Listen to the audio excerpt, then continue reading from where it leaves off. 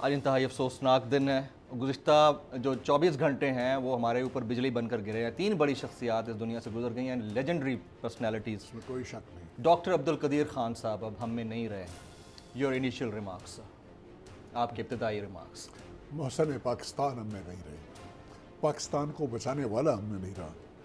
پاکستان کے 6 لاکھ سلیبند فوج کے برابر کنٹریبیوٹ کرنے والا آدمی ہم میں نہیں رہا.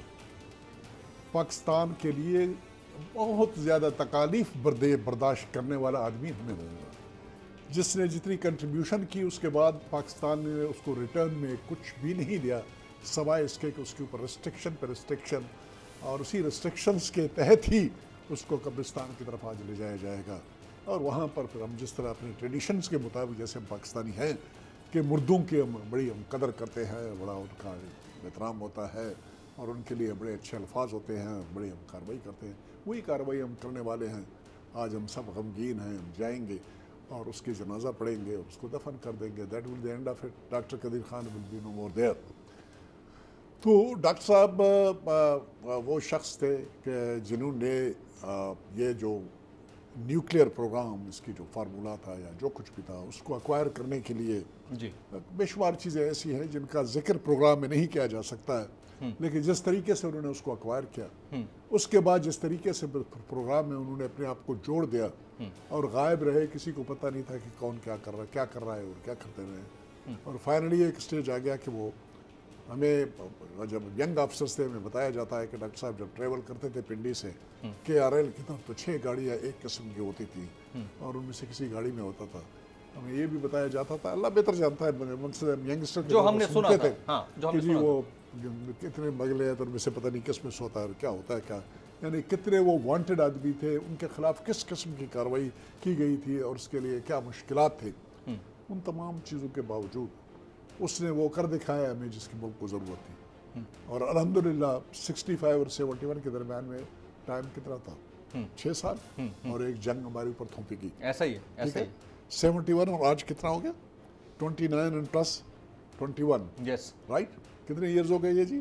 50 کراس کر گئے نا سر. 50 ایئرز. Almost 52 years. 52 ایئرز میں کوئی جرت نہیں کر سکتا ہے آپ کا دشمن. بہت کچھ اس درمیان میں مواقع اس کے پاس آیا, اس سے مواقع ڈھونڈنے کی کوشش کی اور ہمیں ٹیک آن کرنے کی کوشش کی, لیکن کس لیے وہ جرت نہیں کر سکا؟ اس لیے جرت نہیں کر سکا کیونکہ ڈاکٹر صاحب نے, اس کے ٹیم نے, اس کے ساتھیوں نے, اکیلا ایک آدمی کا کام نہیں ہوتا ہے, یہ بہت بڑا ٹیم موجود, لیکن سربراہ وہ تھے. لہٰذا ہمیشہ ایک فوج جس وقت جیتی ہے تو اس کی کریڈٹ جو نا کمانڈر ان چیف کو چلا جاتا ہے, اور یہ سائنٹسٹ تھے, نیوکلیر سائنٹسٹ تھے, جن کا سربراہ یہ تھا, اور اس نے وہ کر دکھایا کہ الحمدللہ آج ہم سب تمام کے تمام سکون سے بیٹھے ہوئے. نہیں تو انڈیا نے کبھی بھی اس آرام سے میں نہیں بیٹھنے دینا تھا. ہمارے ملک کے اندر بھی انفارچونیٹلی بے شمار ایسے لوگ ہیں جو کہ اس ملک کو کمزور کرنے میں, اس ملک کو ہاتھ دھو کے پیچھے پڑے ہوئے ہیں, انڈیا سے انفیریئر ڈکلیئر کرنے کے لیے, انڈیا کے ایک تابع مرضی اسٹیٹ کے طور پر, اور ان کا اپنا تھیوری ہے کہ جی یہ ہوگا تو پاکستان معاشی طور پر بہت ترقی کرے گا, تو آگے جائے گا, تو یہ کرے گا, وہ کرے گا, چھوڑ دو یہ نیوکلیر پروگرام, چھوڑ دو فلانا, چھوڑ دو یہ برابری, چھوڑ دو یہ میزائل پروگرام وغیرہ وغیرہ.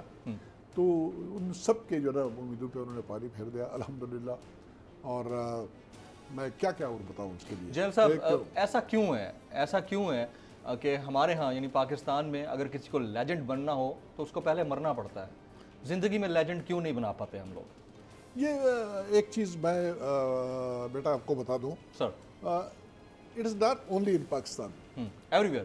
تقریباً دنیا میں پاکستان میں قدر زیادہ ہے, میں یہ کہوں گا کہ قدر زیادہ ہے. یہاں پر زندگی کی قدر نہیں کی جاتی ہے.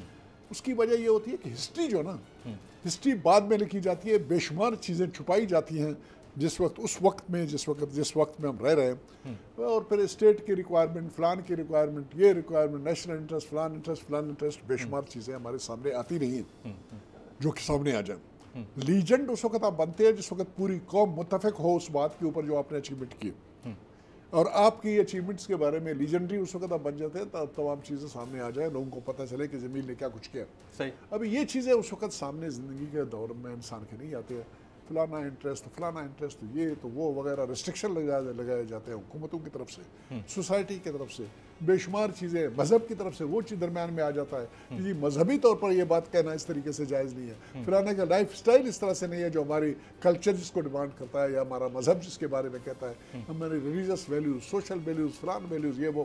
تو یہ تاریخ بعد میں جس وقت ان چیزوں کو ہم تعویلیں ڈھونڈ کے سمجھوتے کر رہے ہوتے ہیں باتوں کے اوپر. یہ چیزیں ہیں، تو اس وجہ سے یہ بنتا ہے. لیکن یہ ہے کہ جو کوئی آدمی ہوتا ہے وہ چھپ نہیں سکتی ہیں.